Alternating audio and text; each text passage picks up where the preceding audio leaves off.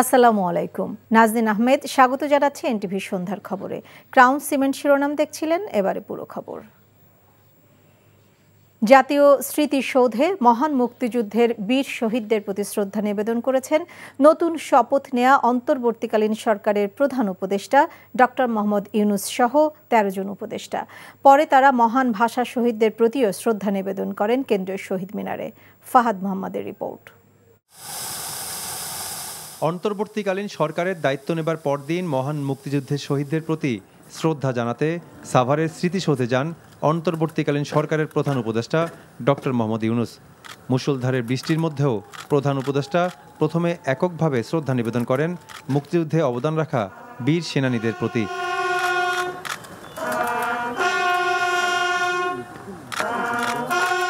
শ্রদ্ধা নিবেদনের পর কিছুক্ষণ দাঁড়িয়ে নীরবতা পালন করেন ডক্টর ইউনূস। এই সময় বিহকলে বাজানো হয় করুণ সুর। সশস্ত্র বাহিনীর একটি চৌকস দল গার্ড অব অনার প্রদান করেন। পরে অন্তর্বর্তীকালীন সরকারের অন্য উপদেষ্টাদের সাথে নিয়ে স্মৃতিসৌধে পুষ্পস্তবক অর্পণ করেন প্রধান উপদেষ্টা ডক্টর মোহাম্মদ ইউনূস। শ্রদ্ধা নিবেদনের পর সব উপদেষ্টারা কিছুক্ষণ নীরবতা পালন করে শহীদ মুক্তিযোদ্ধাদের প্রতি বিনম্র শ্রদ্ধা জানান। পরে ডক্টর মোহাম্মদ ইউনূস পরিদর্শন বইতে সই করেন। স্মৃতিসৌধে শ্রদ্ধা নিবেদন শেষে ঢাকা বিশ্ববিদ্যালয় ক্যাম্পাসে কেন্দ্রীয় শহীদ মিনারে ভাষা শহীদদের প্রতি শ্রদ্ধা নিবেদন করেন প্রধান উপদেষ্টা ডক্টর মোহাম্মদ ইউনূস সহ ১৩ জন উপদেষ্টা। মহান ভাষা শহীদদের প্রতি প্রথমে ফুল দিয়ে শ্রদ্ধা নিবেদন করেন প্রধান উপদেষ্টা। পরে ১৩ জন উপদেষ্টাকে সাথে নিয়ে ৫২-এর ভাষা শহীদদের প্রতি পুষ্পার্ঘ্য নিবেদন করা হয়। শ্রদ্ধা নিবেদন শেষে কয়েকজন উপদেষ্টা তাদের ভবিষ্যৎ পরিকল্পনা আর করণীয় নিয়ে কথা বলেন গণমাধ্যমের সাথে। ব্যবসা মন্থর হয়ে গেছে, নানা রকম চ্যালেঞ্জ, ব্যাংক এক্সেলের চ্যালেঞ্জ, অর্থনীতিতে পুনর্জীবিত করতে হবে, মানুষের জীবিকার যে এটা এফেক্ট পড়েছে এটাকে আপনার তাড়াতাড়ি আমাদের ইসে করতে হবে। এটাই সবচেয়ে প্রধান কাজ। তো বললাম আগে তো ল অ্যান্ড অর্ডার, তারপরে অর্থনৈতিক হিসেবে উদ্ধার করতে হবে আমাদের। আমরা আশা করব যে আমাদের যারা সিনিয়র সিটিজেন নাগরিক সমাজ তাদের অভিজ্ঞতা, গ্রহণযোগ্যতা এবং একই সাথে আমাদের যে তারুণ্যের শক্তি, এই উভয় মিলে আমরা বাংলাদেশ রাষ্ট্রটাকে আবার নতুন করে সাজাতে পারি। আমাদের জন্য যে অপূর্ব সুযোগ এনে দিয়েছে দেশ গড়ার, এই সুযোগটা যেন আমরা কাজে লাগাই। এই সরকারের ২৫ থেকে ৮৫ যে একটি তারুণ্য এবং অভিজ্ঞতার যে সংমিশ্রণ হয়েছে, এটি আসলে বাংলাদেশকে রিপ্রেজেন্ট করে এবং বাংলাদেশের প্রকৃত যে চাওয়া পাওয়া সেটি বাস্তবায়ন করতে পারবে বলে আমি মনে করি। Fahad Mohammad, NTV news, Dhaka. রাষ্ট্রের সংস্কার চাইলে আপাতত মেয়াদ নিয়ে ভাবা যাবে না উল্লেখ করে অন্তর্বর্তীকালীন সরকারের পরিবেশ বিষয়ক উপদেষ্টা সৈয়দা রিজওয়ানা হাসান বলেছেন, মেয়াদ এখনও ঠিক হয়নি, তবে গণতন্ত্রের কাছেই ফেরা হবে। আর সহকারী উপদেষ্টা বা অন্য কোনোভাবে শিক্ষার্থীদের সরকারের কার্যক্রমের সাথে সম্পৃক্ত রাখা হবে বলে জানিয়েছে আরেক উপদেষ্টা নাহিদ ইসলাম। প্রধান উপদেষ্টা সরকারি বাসভবনে অনানুষ্ঠানিক প্রথম বৈঠক শেষে এসব বলেন তারা। রকনউদ্দিনের রিপোর্ট। শপথ গ্রহণের পরদিন শুক্রবার প্রধান উপদেষ্টা সরকারি বাসভবন রাষ্ট্রীয় অতিথি ভবন যমুনায় প্রথম অনানুষ্ঠানিক বৈঠকে বসেন প্রধান উপদেষ্টা সহ ১৩ জন উপদেষ্টা। প্রায় ৫ ঘন্টা ধরে চলে বৈঠক। এ সময় আইন শৃঙ্খলা পরিস্থিতি স্বাভাবিক করতে ও দেশের আদালতগুলোতে কার্যক্রম দ্রুত চালু করতে ব্যবস্থা নেবার বিষয়ে আলোচনা হয়। দ্রুত শিক্ষা কার্যক্রম চালু ও সাইবার সিকিউরিটির মতো কালো আইন বাতিল বা পরিবর্তন করার বিষয়েও আলোচনা হয়েছে বলে জানিয়েছেন এই উপদেষ্টা।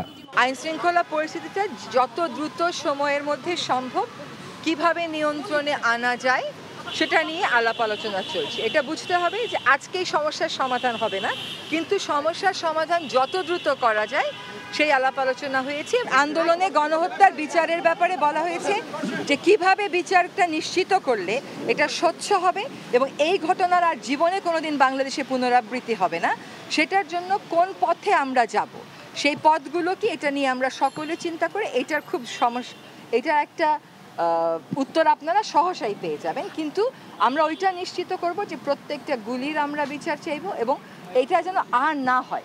রাষ্ট্র কাঠামোকে গণতান্ত্রিক ধারায় ফেরাতে সংশ্লিষ্ট সবার সাথে আলোচনা করে সংস্কার করা হবে বলেও জানান রিজওয়ানা হাসান। এ সময় তার কাছে সাংবাদিকদের প্রশ্ন ছিল অন্তর্বর্তীকালীন সরকারের মেয়াদ নিয়ে। মেয়াদের বিষয়ে এখন আলোচনা করাটা বা সিদ্ধান্ত নেওয়াটা সম্ভব না, কারণ আপনি যদি কি রিফর্ম চান এটা না বুঝে তো আমি মেয়াদের কথা বলতে পারবো না। আর রিফর্ম যদি আপনারা না চান তাহলে আবার আরেক কথা। হ্যাঁ, কাজে এখনই মেয়াদ করে অস্থির হওয়ার কিছু নাই। আমরা সকলেই গণতান্ত্রিক দেশে একটা যাতে যাত্রা শুরু করতে পারি সেটার প্রস্তুতির জন্যই তো এই অন্তর্বর্তীকালীন সরকার। সেই প্রস্তুতিটা নেওয়ার জন্য যেটুকুন সময় দরকার শুধুমাত্র সেটুকুন সময়ই আমরা নিব। শেষ পর্যন্ত গণতন্ত্রের দিকেই আমাদের যাত্রা। বৈষম্য বিরোধী ছাত্র আন্দোলনের সমন্বয়ক ও তথ্য প্রযুক্তি উপদেষ্টা জানান, সরকারের কার্যক্রমে শিক্ষার্থীদের সম্পৃক্ত রাখার বিষয়ে সিদ্ধান্ত হয়েছে প্রথম বৈঠকে। প্রক্রিয়া নিয়ে আমাদের মধ্যে আলোচনা হচ্ছে, কিন্তু আমাদের প্রাথমিকভাবে একটা সিদ্ধান্ত আগেও ছিল যে সহকারী উপদেষ্টা বা এইরকম ভাবে কোনো একটা পদায়ন করে যে ছাত্রদের ওই মন্ত্রণালয়ে একটা হচ্ছে তদারকির সুযোগ থাকা, বক্তব্যে রাখার সুযোগ থাকা, সেই ব্যবস্থাটি থাকবে। বিভিন্ন এলাকায় লুটতরাজ ও রাতে ডাকাতির যে খবর মিলছে তা থামানোর জন্য প্রয়োজনীয় ব্যবস্থা নিতে পুলিশের মহাপরিদর্শককে নির্দেশনা দেওয়া হয়েছে বলেও জানান দুই উপদেষ্টা। Roknuddin, NTV news, Dhaka.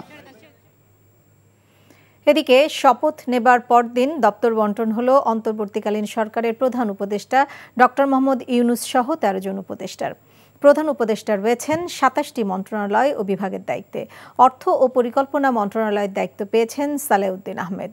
স্বরাষ্ট্র ও পররাষ্ট্র মন্ত্রণালয়ের দায়িত্বে যথাক্রমে অবসরপ্রাপ্ত brigadier general M Sakhawat Hossain ও তৌহিদ হোসেন। রকুনউদ্দিনের আরেকটি রিপোর্ট। বৃহস্পতিবার রাতে বঙ্গভবনে প্রথমে শপথ নেন অন্তর্বর্তীকালীন সরকারের প্রধান উপদেষ্টা নোবেল বিজয়ী ডক্টর মোহাম্মদ ইউনূস। আমি মোহাম্মদ ইউনূস। তারপর শপথ নেন ১৩ জন উপদেষ্টা।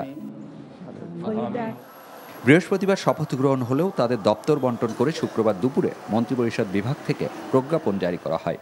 প্রজ্ঞাপন অনুযায়ী ২৭টি মন্ত্রণালয় ও বিভাগ নিজের কাছে রেখেছেন অন্তর্বর্তীকালীন সরকারের প্রধান ডক্টর মোহাম্মদ ইউনূস। তার মধ্যে আছে মন্ত্রিপরিষদ ও সশস্ত্র বাহিনী বিভাগ, জনপ্রশাসন, প্রতিরক্ষা, শিক্ষা, বাণিজ্য, সড়ক পরিবহন, বিদ্যুৎ, জ্বালানি, তথ্যের মতো গুরুত্বপূর্ণ মন্ত্রণালয়ও।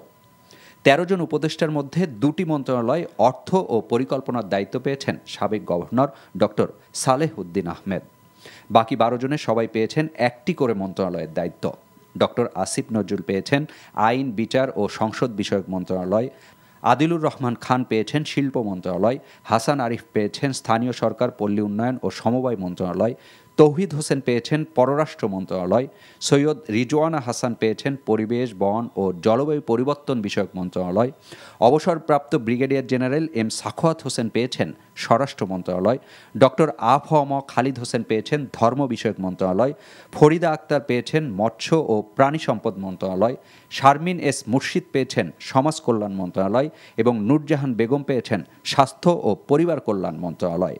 বৈষম্য বিরোধী ছাত্র আন্দোলনের দুই সমন্বয়ক নাহিদ ইসলাম পেয়েছেন ডাক, টেলিযোগাযোগ ও তথ্য প্রযুক্তি মন্ত্রণালয় এবং আসিফ মাহমুদ সজীব ভূঁইয়া পেয়েছেন যুব ও ক্রীড়া মন্ত্রণালয়ের দায়িত্ব।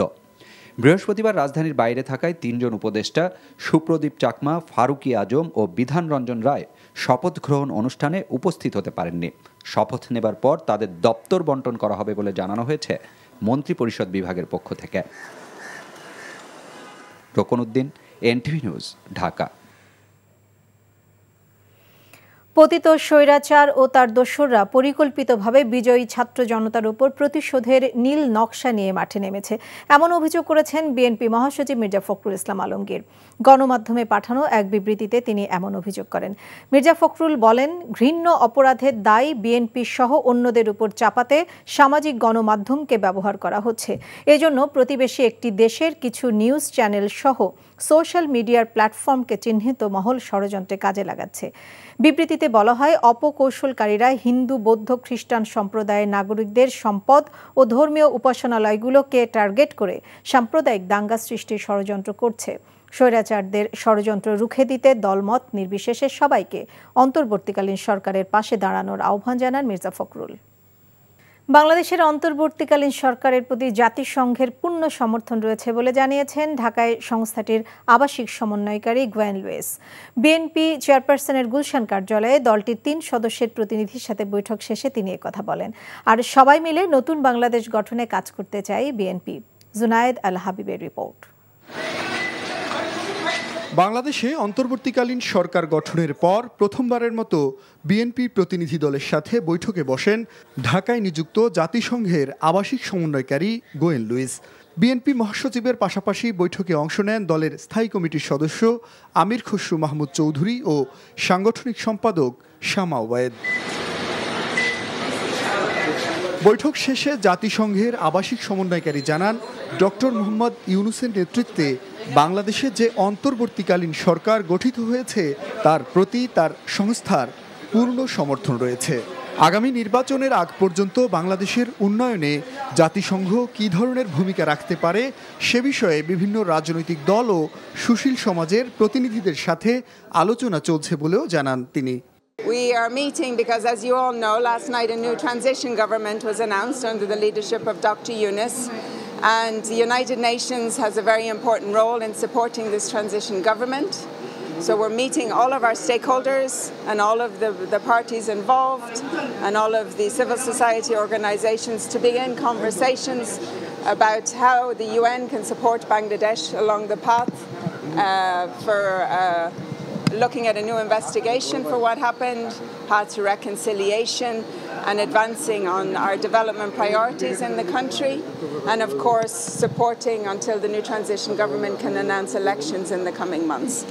বিএনপি নেতা আমির খসরু মাহমুদ চৌধুরী জানান, সবাই মিলে কিভাবে আগামী দিনের বাংলাদেশ গড়ে তোলা যেতে পারে সে বিষয়ে আলোচনা হয়েছে। আজকের বাংলাদেশের এই বড় ধরনের যে পরিবর্তন হয়েছে, বাংলাদেশে যে আবার আমরা দ্বিতীয়বার স্বাধীনতা পেয়েছি, এর সাথে বাংলাদেশের মানুষের জনসমর্থন যেভাবে ছিল, আন্তর্জাতিক সম্প্রদায়ের ভালো সমর্থন ছিল, বিশেষ করে ইউনাইটেড নেশনসের একটা বড় ধরনের সমর্থন ছিল। বাংলাদেশের মানুষের হিউম্যান রাইটস ফিরিয়ে আনা, বাংলাদেশের উন্নয়ন পার্টনার যারা আছে তারা বাংলাদেশের আগামী দিনের ভবিষ্যৎ কী হবে সেটা নিয়ে সকলের মধ্যে একটা দ্বিধাদ্বন্দ্ব ছিল। আজকে সকলের সেই সংখ্যা কেটে গেছে। জাতিসংঘ সহ উন্নয়ন সহযোগীদের নিয়ে একটি নতুন বাংলাদেশ গড়ার প্রত্যয় ব্যক্ত করেন বিএনপি নেতারা। জুনায়েদ আল হাবিব, এনটিভি নিউজ, ঢাকা। রাজধানীর বেশিরভাগ থানায় পুলিশের কার্যক্রম স্বাভাবিক হচ্ছে। সেনাবাহিনীর সমন্বয়ে স্থানীয় গণ্যমান্য ব্যক্তি, শিক্ষার্থী সহ বিভিন্ন খাতের প্রতিনিধিদের সাথে মতবিনিময় করে থানাগুলো চালু করা হয়। পুলিশের কাজের পরিবেশ নিশ্চিতে জনগণের সহযোগিতা চান ঊর্ধ্বতন কর্মকর্তারা। থানার কাজ শুরু হওয়ায় স্বস্তি ফিরেছে জনমনে। আপেল শাহরিয়ারের রিপোর্ট। জনগণকে সেবা দিতে আবারও চিরচেনা রূপে ফিরছে পুলিশ বাহিনী। রাজধানী তেজগাঁও থানায় গিয়ে দেখা যায় সেনাবাহিনীর সহায়তায় কার্যক্রম শুরু হয়েছে। কয়েকদিন থানা সুরক্ষার দায়িত্বে ছিল তারা। পরিস্থিতি স্বাভাবিক করতে স্থানীয়দের সাথে আলোচনা করে সেনাবাহিনী। আইনশৃঙ্খলা পরিস্থিতি স্বাভাবিক রাখতে পুলিশকে সহযোগিতার কথা জানায় স্থানীয়রা। থানার কার্যক্রম ফিরে আসায় স্বস্তি ফিরেছে জনমনে। ব্যবসায়ী মালিক সমিতি, গণ্যমান্য ব্যক্তিবর্গ, students, teachers, scouts, BNCC, answer বাহিনী, তাদের সবার সাথে আমাদের সমন্বয় সভা করেছি, যার মাধ্যমে সবাই আমাদেরকে আশ্বস্ত করেছেন যে পুলিশকে নতুন করে রিফর্ম করে তাদের কার্যক্রম অল্প সময়ের মধ্যে শুরু করার জন্য তারা সকলেই আমাদের সাথে পুলিশ ভাইদেরকে সবাই সাহায্য সহযোগিতা করবে, এভাবে আমাদেরকে সবাই আশ্বস্ত করেছে। দায়িত্ব পালনে ব্যর্থতা স্বীকার করে আবারও জনগণের সেবায় নিয়োজিত হবার সুযোগ চায় পুলিশ। পুলিশকে আবার নতুন ফরমেশনে আনার জন্য কাজ করার আপনারা পরিবেশ তৈরি করে আপনাদেরকে দিতে হবে। অতএব আপনাদেরকে সবাই, সুনাগরিক যারা আছেন সবাইকে আমি রিকোয়েস্ট করছি, আপনারা প্রত্যেকটা থানাকে পুলিশের জন্য কাজের উপযোগী করে দিবেন। সামগ্রিক পুলিশিং যত কার্যক্রম এখন থেকে আমরা এখানে শুরু করব এবং সব ধরনের যে জনগণের যে সহায়তা, পুলিশি সহায়তা আমরা এখান থেকে প্রদান করব। রাজধানী ছাড়াও দেশের বিভিন্ন থানাগুলো চালু হয়েছে। নাটোরে থানা পুলিশের কার্যক্রম শুরু হয়েছে। থানাগুলোতে সাদা পোশাকে অস্ত্র নিয়ে দায়িত্ব পালন করতে দেখা গেছে পুলিশ সদস্যদের। এছাড়াও নিরাপত্তার দায়িত্ব পালন করছে আনসার সদস্যরাও। চট্টগ্রাম, সিলেট, রাজশাহী, রংপুর, দিনাজপুরের বেশিরভাগ থানার কার্যক্রম স্বাভাবিক হয়েছে। পুলিশ সদস্যদের সহায়তা করছেন সেনাবাহিনীর সদস্যরা। Apel Shahriar, NTV news, Dhaka. জামালপুরে জেলা কারাগার থেকে পালানোর চেষ্টাকালে গুলিতে 6 জন নিহত হয়েছেন। আহত হয়েছেন 14 কারারক্ষী সহ 5 বন্দী।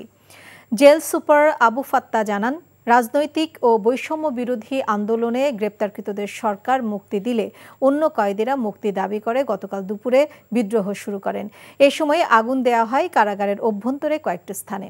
এক পর্যায়ে বন্দীরা জেলখানা ভেঙে বের হওয়ার চেষ্টা করলে কারারক্ষীরা গুলি ছোড়ে। এতে ঘটনাস্থলে 5 জন নিহত হন। হাসপাতালে মারা যান আরও একজন। মুড়হু গুলির শব্দে শহরে আতঙ্ক ছড়িয়ে পড়ে। খবর পেয়ে সেনা সদস্যরা কারাগার ঘিরে ফেলে। পরে পরিস্থিতি শান্ত হয়। চট্টগ্রাম কেন্দ্রীয় কারাগারেও বন্দীদের বিক্ষোভে ফাঁকা গুলি বর্ষণ করে পরিস্থিতি নিয়ন্ত্রণে এনেছে কারারক্ষী ও সেনাবাহিনীর সদস্যরা।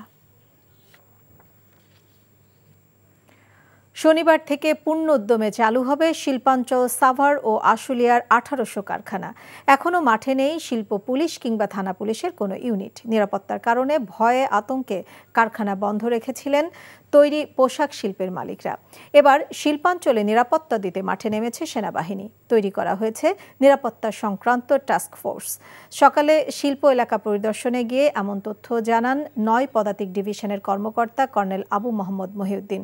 পরে জামগড়া এলাকায় বিজিএমইএ ঊর্ধ্বতন কর্মকর্তাদের উপস্থিতিতে কথা বলেন গণমাধ্যমের সঙ্গে। এ সময় বিজিএমইএ পরিচালক শোভন ইসলাম জানান, পর্যাপ্ত নিরাপত্তা পেলে কাল থেকে কারখানাগুলো খুলে দেবার পক্ষে বিজিএমইএ।